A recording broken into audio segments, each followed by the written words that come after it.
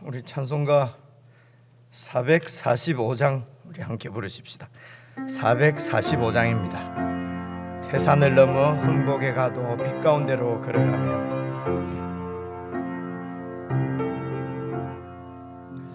태산을 넘어 험곡에 가도 빛 가운데로 걸어가며 주께서 항상 지키시기로 약속한 말씀 변치 않네.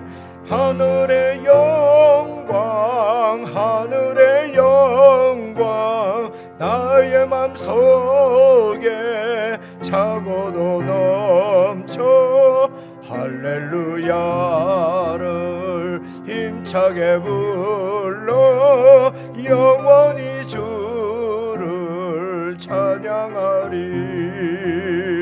캄캄한 밤에 다닐지라도 주께서 나의 길 되시고 나에게 밝은 빛이 되시니 길 잃어버릴 염려 없네. 하늘의 영광 하늘의 영광 나의 맘속에 차고도 넘쳐 할렐루야를 힘차게 불러 영원히 주를 찬양하리. 광명한 그 빛 마음에 받아 찬란한 천국 바라보고 할렐루야를 힘차게 불러 날마다 주의체 걸어가리.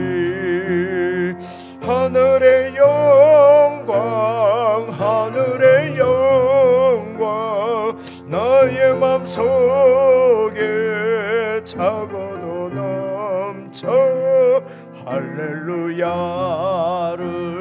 힘차게 불러 영원히 주를 찬양하. 하늘의 영광 하늘의 영광 하늘의 영광 하늘의 영광 나의 맘속에 차고도 넘쳐 할렐루야를 힘차게 불러 영원히 주를 찬양하리.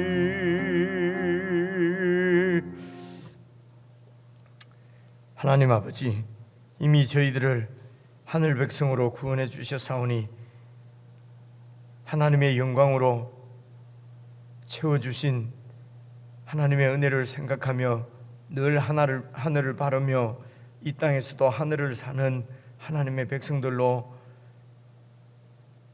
세워주시기를 바라고, 이렇게 하늘의 영광 가운데 살아갈 수 있도록 성도들에게 믿음을 더해 주시기를 간절히 기도합니다. 아버지 하나님, 눈에 보이는 세상을 쫓아 살지 않고 우리에게 약속하신 하나님의 말씀을 붙잡고 사는 참 믿음의 백성들로 이 세상을 살아가게 하시고, 그리하여 세상과 다른 하늘의 영광 가운데 살아가는 주의 백성들이 참으로 하나님의 영광을 드러내며 우리 하나님의 통치의 아름다움과 위대하심을 증거하며 살아가는 복된 삶이 될 수 있도록 성도들을 붙들어 주시옵소서. 오늘도 하나님의 말씀 가운데 계시되신 하나님을 우리가 잘 보게 하시고 알게 하시고 깨닫게 하셔서 그 하나님을 믿는 믿음 안에 더욱 풍성한 천국을 누릴 수 있도록 성도들을 축복해 주시기를 원하옵고 예수님 이름으로 기도드리옵나이다. 아멘. 우리 하나님의 말씀은 시편 68편입니다. 구약성경 849페이지 시편 68편이 좀 많이 기네요. 오늘은 18절까지입니다. 68편 1절부터 18절까지 저와 여러분이 한 말씀씩 나누어서 읽겠습니다. 1절 제가 먼저 읽겠습니다. 하나님이 일어나시니 원수들은 흩어지며 주를 미워하는 자들은 주 앞에서 도망하리이다. 연기가 불려가듯이 그들을 몰아내소서. 불 앞에서 미리 녹음같이 악인이 하나님 앞에서 망하게 하소서. 의인은 기뻐하여 하나님 앞에서 뛰놀며 기뻐하고 즐거워할지어다. 하나님께 노래하며 그의 이름을 찬양하라. 하늘을 타고 광야에 행하시던 일을 위하여 대로를 수축하라. 그의 이름은 여호와이시니 그의 앞에서 뛰놀지어다. 그의 거룩한 처소에 계신 하나님은 고아의 아버지시며 과부의 재판장이시라. 하나님이 고독한 자들은 가족과 함께 살게 하시며 갇힌 자들은 이끌어내사 형통하게 하시느니라. 오직 거역하는 자들의 거처는 메마른 땅이로다. 하나님이여 주의 백성 앞에서 앞서 나가사 광야에서 행진하셨을 때에 셀라. 땅이 진동하며 하늘이 하나님 앞에서 떨어지며 저 시내 산도 하나님 곧 이스라엘의 하나님 앞에서 진동하였나이다. 하나님이여 주께서 흡족한 비를 보내사 주의 기업이 곰핍할 때에 주께서 그것을 견고하게 하셨고 주의 회중을 그 가운데에 살게 하셨나이다. 하나님이여 주께서 가난한 자를 위하여 주의 은택을 준비하셨나이다. 주께서 말씀을 주시니 소식을 공포하는 여자들은 큰 무리라. 여러 군대의 왕들이 도망하니 집에 있던 여자들도 탈취물을 나누도다. 너희가 양우리에 누울 때에는 그 날개를 은으로 입히고 그 깃을 황금으로 입힌 비둘기 같도다. 전능하신 이가 왕들을 그 중에서 흩으실 때에는 살몬의 눈이 날림 같도다. 바산에 사는 하나님의 산임이여 바산의 산은 높은 산이로다. 너희 높은 산들아 어찌하여 하나님이 계시려 하는 산을 시기하여 보느냐. 진실로 여호와께서 이 산에 영원히 계시리로다. 하나님의 병거는 천천히요 만만이라. 주께서 그 중에 계심이 시내산 성소에 계심 같도다. 주께서 높은 곳으로 오르시며 사로잡은 자들을 취하시고 선물들을 사람들에게서 받으시며 반역자들로부터도 받으시니 여호와 하나님이 그들과 함께 계시기 때문이로다. 아멘. 여러분 우리의 주님이신 예수님은 여러분 좀 쉬운 표현으로 말씀을 드리면은 우리가 예수님을 믿고 우리가 믿음으로 예수님과 함께 동행하고 예수님이 우리 가운데 임재하시고 우리를 통치하시는데 사실 우리 눈으로는 볼 수가 없지 않습니까? 그렇죠? 이렇게 눈으로 볼 수 없는 이런 세계를 우리가 편의상 영적인 세계다 이렇게 표현을 합니다. 그래서 우리가 하나님의 나라다 하는 것도 사실은 영적인 나라지 않습니까? 그렇죠? 그래서 이렇게 하나님께서 이 세상을 만드시고 통치하시는데도 이것을 사람들이 믿기 힘든 것은 그 하나님과 하나님의 통치가 보이질 않는다는 것이에요. 그래서 이제 잘 믿지 못한다는 것이거든요. 그런데 하나님이 보이고 또 이 영적인 나라가 우리 눈에 보이는 나라 같으면은 그런 세대 같으면은 이 세상 나라하고 똑같지요. 그렇지 않습니까? 그래서 이제 이렇게 보이지 않는 물론 하나님이 우리 눈에 이렇게 육신을 입고 보이고 하면은 우리와 똑같아진다 말입니다.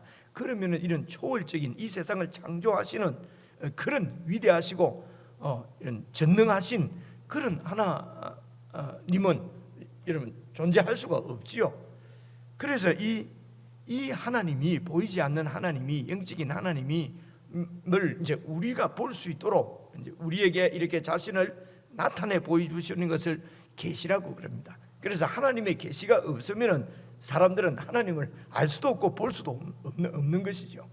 그래서 하나님께서 당신 자신을 이제 계시하신 것이 이 세상도 사실은 그 로마서 1장 20절 18절부터 쭉 읽어보면은 이 자연 만물도 하나님을 계시하시는, 하나님의 위대하심, 전능하심, 창조하심을 계시해내시는 하나님의 계시다, 이렇게 말씀하시거든요. 그래서 일반 계시라고 얘기를 합니다. 그리고 이제 특별 계시는 이렇게 하나님의 말씀을 특별 계시라고, 이 계시라는 말은 다 하나님을 우리 자신에게 드러내 보여주신다는 것입니다. 이 하나님과 하나님의 통치를 보여주시는 또 계시가 말입니다. 구약에 있는 이스라엘 나라입니다. 이스라엘 나라도 바로 하나님, 보이지 않는 하나님의 통치를 보여주시는 계시지요. 그래서 이제 그것을 그림자라고도 얘기하고 모형이라고도 합니다. 이런 그 구약의 이스라엘을 통해서 보여주신 하나님의 계시, 하나님의 통치, 하나님의 나라는 하나님의 아들 예수 그리스도를 통해서 이렇게 이제 하나님의 아들 예수님이 사실은 본체로 실체로 오신 것입니다. 그래서 구약에 있는 성전이라든가 뭐 이런 모든 것들이 다 법궤라든가 이런 것들이 다 이 실체를 보여주는 계시란 말입니다. 그래서 그 실체는 하나님의 아들 예수 그리스도입니다. 예수님을 통해서 하나님의 통치를 확실하게 이 땅 가운데 보여주시고, 하나님이 이 인생을 사랑하시는 그 사랑도 보여주시기 때문에 예수님을 계시의 완성이다, 이렇게 말씀을 해요.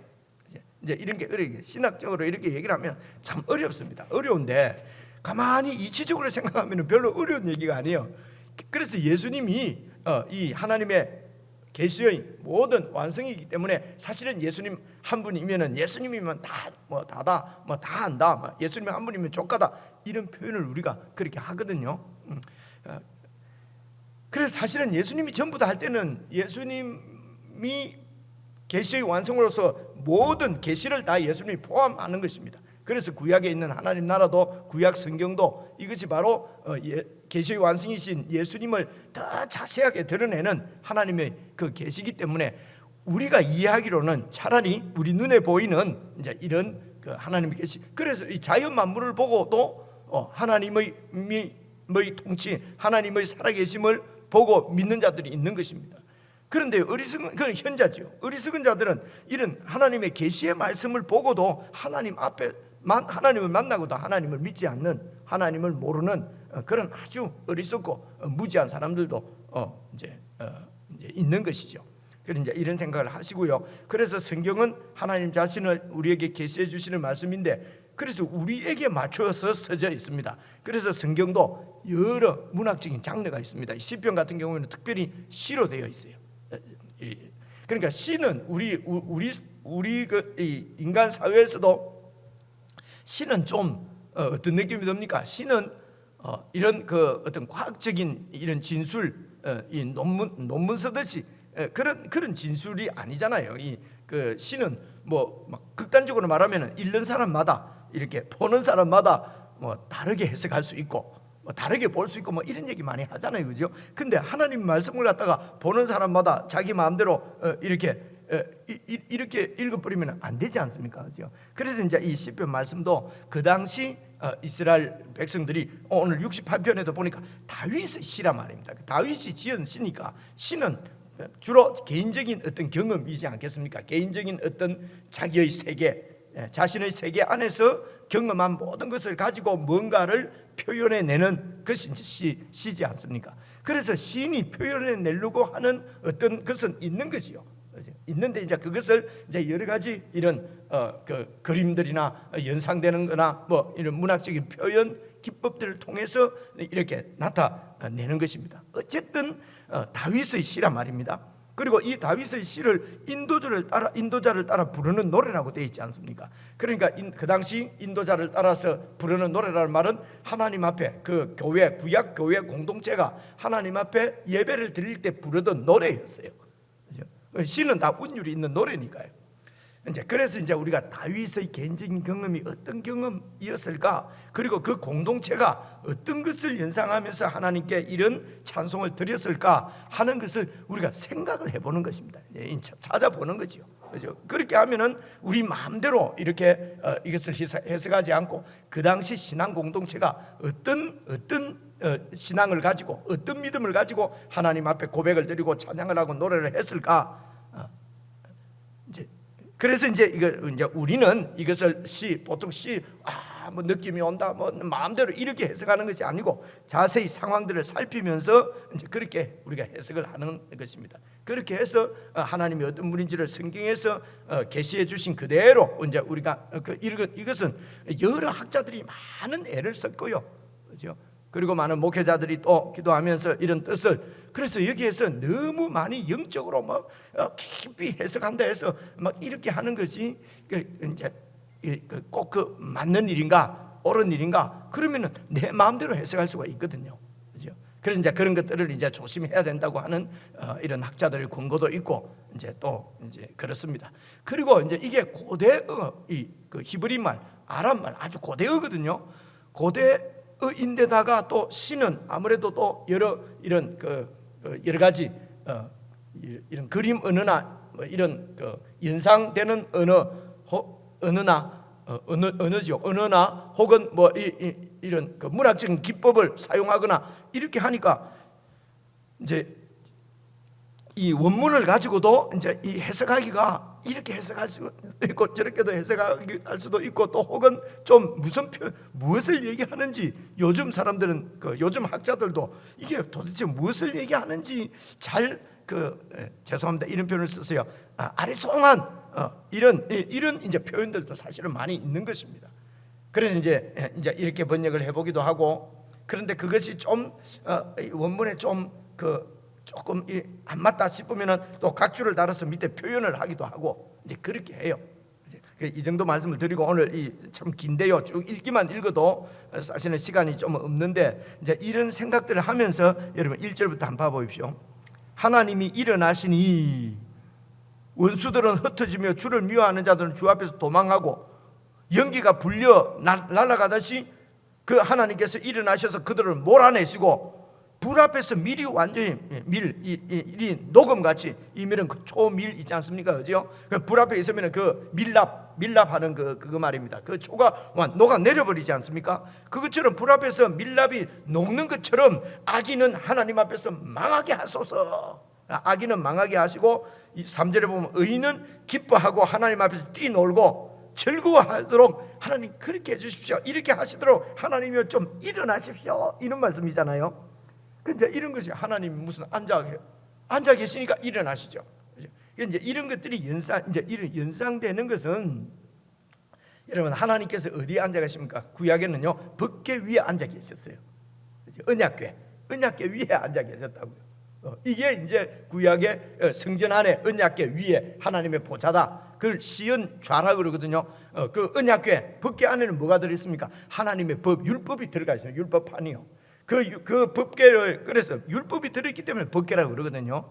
그 법궤 뚜껑에 보면은 이렇게 뭡니까, 그룹 캐프린 천사가 있습니다, 이렇게, 그죠? 그러니까 그 천사 사이에 하나님께서 앉아 계신다, 보이질 않지요. 그렇게 해서 이제 그 뚜껑을 시은 은혜를 베푸시는 보좌다. 그래서 시은 죄라고 그러거든요.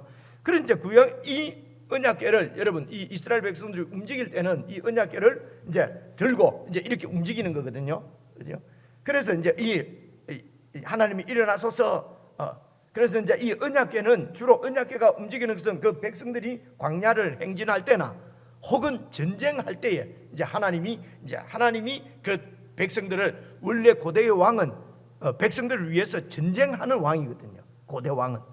그래서 이제 백성들을 군사를 데리고 전쟁에 나가는 모습을 하나님을 이제 그렇게 이들의 대장, 이들의 사령관으로서의 하나님을 지금 묘사합니다. 그래서 하나님이 일어나소서, 그리고 나가소서, 전쟁에 나가소서, 나가서 이렇게 주를 미워하고 주의 원수들은 전부, 악인들은 다 멸하고 의인들은 그 승리의 기쁜 노래를 부르게 하소서, 이런 얘기거든요.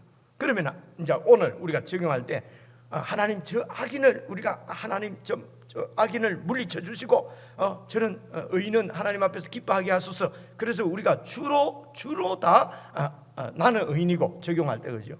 악인은 나를 힘들게 하고 나를 막 괴롭게 하고, 그죠? 이 전부 악인이에요. 이게, 그죠? 다 사탄이에요.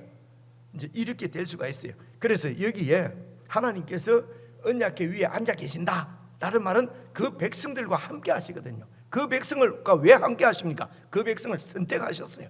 어떻게 선택했는지 여러분 이제 다 아시잖아요. 아브라함과 언약을 맺으시고 그 아브라함의 후손들로 내 백성 삼겠다. 그렇게 언약을 맺어서 하나님께서 그 백성들을 데리고 가나안 땅에서 하나님의 통치가 이렇게 통하는 하나님의 나라를 세우시려고 하는 것이에요. 그래서 여러분 하나님이 그 백성들 가운데 임재하신다는 것은 그 백성이 하나님 백성이라는 거예요. 그리고 하나님은 그 백성들을 통치하신다는 거예요. 원수들은 이 하나님의 통치를 거역하고 반역하고 하나님의 통치를 대적하는 자들이에요. 여러분 하나님의 통치를 대적하는 자, 이게 바로 악인들이에요. 그 하나님의 통치를 대적하는 것은요, 내가 될 수도 있어요. 내가 어떻게 내가 하나님 나라를 통치할 수가 있느냐? 하나님 나라보다도 내 나라가 더 중요한 거예요. 내 나라가 더 우선이에요. 그죠? 모든 생각이나 모든 결정하는 것도 다 내 나라예요. 내 중심이에요. 하나님의 영광은 관계없어요. 그죠? 내가 어떻게 하면 더 안전하게 더 잘 살 수 있는가? 어디로 가면 내가 더 많은 돈을 벌 수가 있는가? 어디로 가면 내가 더 평안하게 살 수 있는가? 어디 가면 내가 더 높아질 수 있는가? 그죠? 이렇게 하면 중심이 내 나라예요. 이렇게 하면요 하나님의 통치를 대적하는 자가 되는 거예요. 그렇죠? 그래서 여기 하나님이 일어나셔서 하나님이 왕이시구나 이렇게 생각하셔도 돼요. 그렇죠? 그리고 하나님이 이 백성들을 데리고 이 하나님의 나라를 세우시는구나. 이 하나님의 나라를 대적하는 민족들이 그 당시에 많았거든요. 암몬이고 모압이고 뭐 주위에 있는 여러 나라들이 이 다윗을 대적했고요.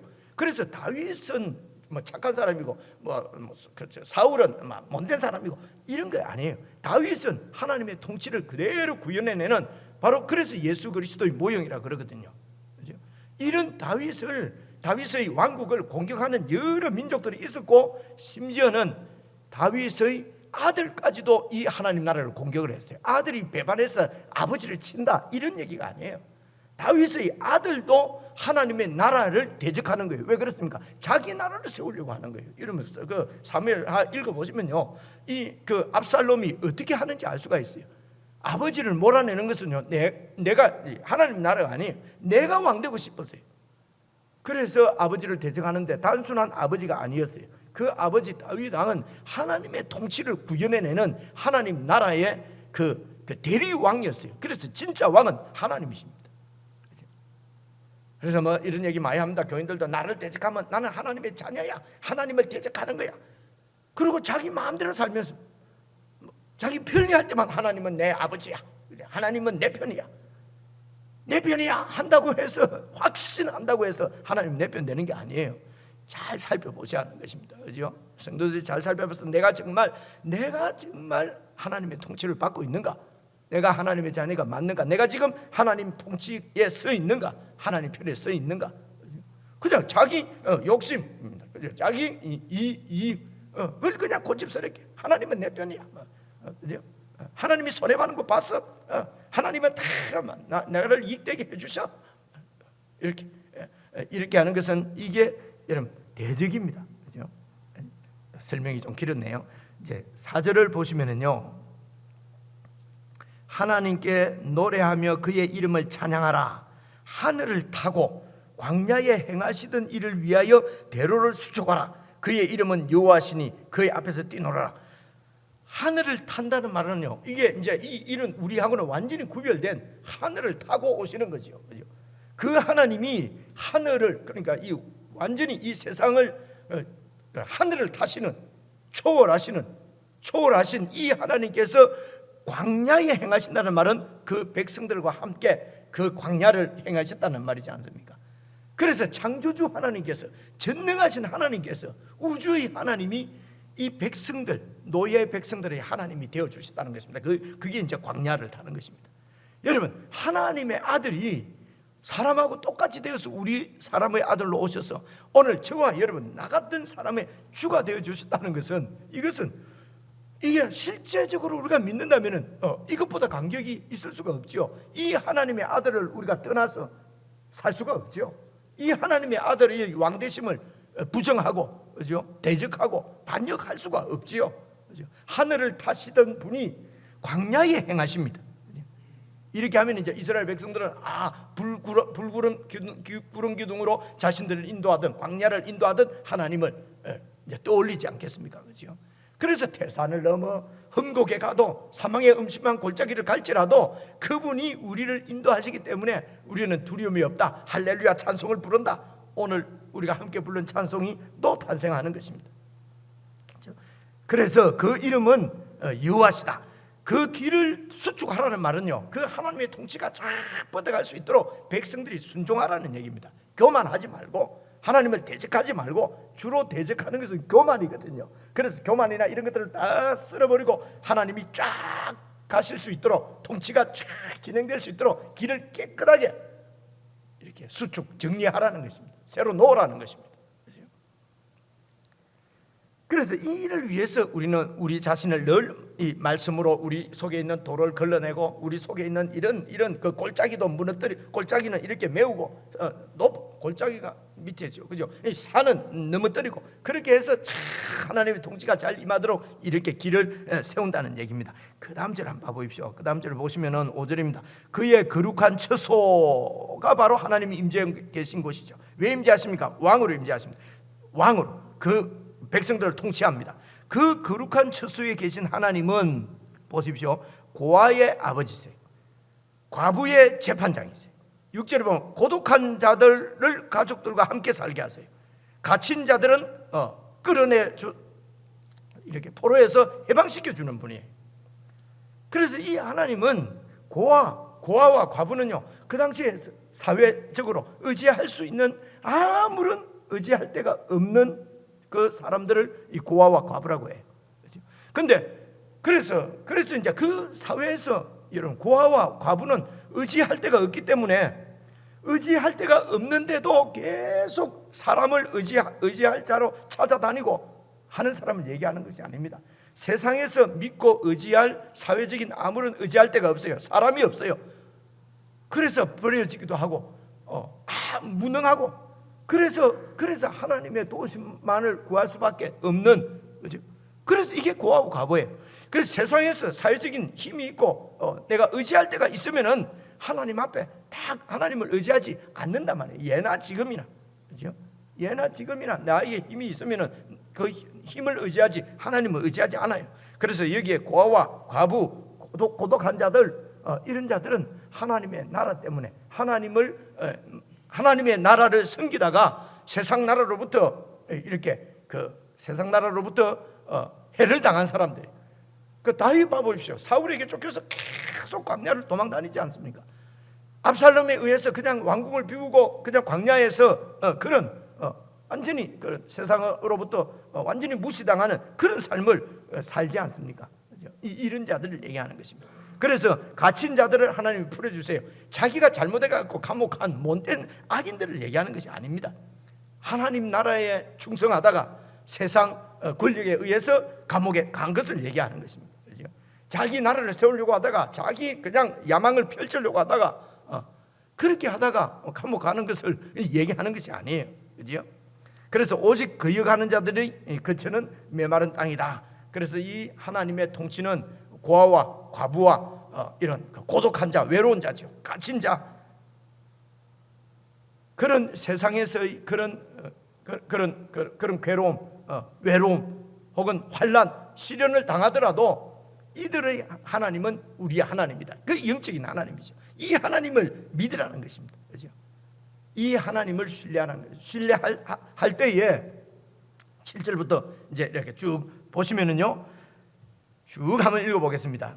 하나님이여 주의 백성 앞에서 앞서 나가사 광야에서 행진하셨을 때에 땅이 진동하고 하늘이 하나님 앞에서 떨어지고, 여러분, 하늘이 하나님 앞에 떨어진다는 이런 표현도 뭐 대충 알겠는데 참 어렵잖아요. 하늘이 떨어진다. 그래서 여러분, 제 책에는 4 되어 있는데요, 4번 밑으로 보면은 하늘이 하나님 앞에서 비를 떨어뜨리면 이렇게 되어 있거든요. 그러니까 하늘에서 하나님 앞에서 하늘이 떨어진다는 말은 하늘에서 비가 떨어진다는 것입니다. 원문을 이렇게 잘 살펴보면요, 이제 그렇게 해석할 수 있다는 것입니다. 그래서 저 시내산도 하나님 곧 이스라엘의 하나님 앞에서 진동하였나이다. 땅이 진동하고 막 이렇게 막 비가 오고 구름이 빽빽하고 이런 것이 다 하나님의 보이지 않는 영적인 하나님이 우리 인생들이 그 백성들이 볼 수 있도록 현현하실 때 나타나는 현상을 성경에서는 다 이렇게 표현해요. 땅이 흔들리고, 그죠? 불 가운데로. 그래서 여러분 그 아브라함과 하나님이 계약을 맺을 때도 횃불이 그 쪼개난 짐승 사이로 횃불이 지나가잖아요. 그죠? 횃불이 하나님입니까?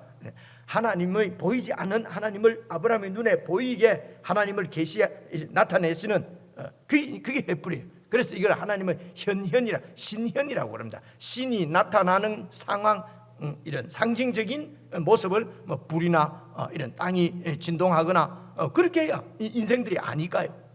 그렇게 이해를 하시면 되겠습니다. 그래서 하나님이 이렇게 쭉 이제 그렇게 하실 때에 9절 보시면요, 하나님이여 주께서 흡족한 비를 보내사 주의 기업이 곰핍할 때에 주께서 그것을 견고하게 하시고 풍성하게 하시고, 10절에도 보니까 주의 회중이 하나님의 백성들이지요. 회중을 그 가운데서 살게 하셨나이다. 하나님이여 주께서 가난한 자를 위하여 주님의 모든 은혜를 준비하셨나이다. 그래서 이 하나님을 딱 이렇게 신뢰하고 그런 아무데도 의지할 데 없을 때 더 하나님을 의지하고, 그러면 하나님께서 꼭 이제 구원해 주시는 손길이 이런 하나님 나라의 풍요와 은총을 누리게 하신다는 것입니다. 11절도 보시면은요, 이게 주께서 말씀을 주시니 소식을 공포하는 여자들이 나오잖아요. 그래 이게 이제 여러분 그 7절 8절을 보시면은요, 7절 8절에 있는 하나님이여 주의 백성 앞에서 앞서 나가사 광야에서 행진하셨을 때 땅이 진동하고 하늘이 하나님 앞에서 떨어지고 시내산도 진동하고, 이런 표현들이요, 사사기에 그 보면은 그 드보라 있지 않습니까? 드보라 그 5장입니다. 사사기 5장 4절 6절 보면은 표현이 이 표현하고 똑같아요.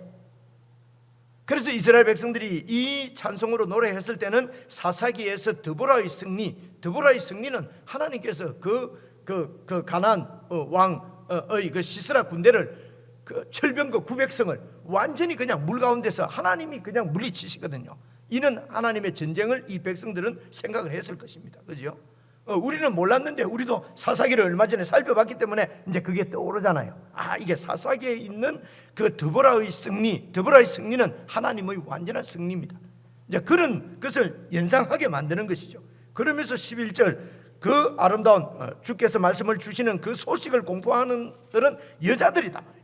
그리고 12절에도 보니까 여러 군대의 왕들이 도망하니 집에 있던 여자들도 탈취물을 나누도다. 여자들도 탈취물을 나누. 원래 고대에는요, 여자들은 이런 탈취물이었어요. 그죠? 이긴 나라에서 그 여자들도 그걸 뭐라 그래요? 그 노략. 여자들도 다 이렇게 전리품으로 다 이렇게 잡아갈 때 그런 시대거든요. 그러니까 여자는 그냥 전리품이에요.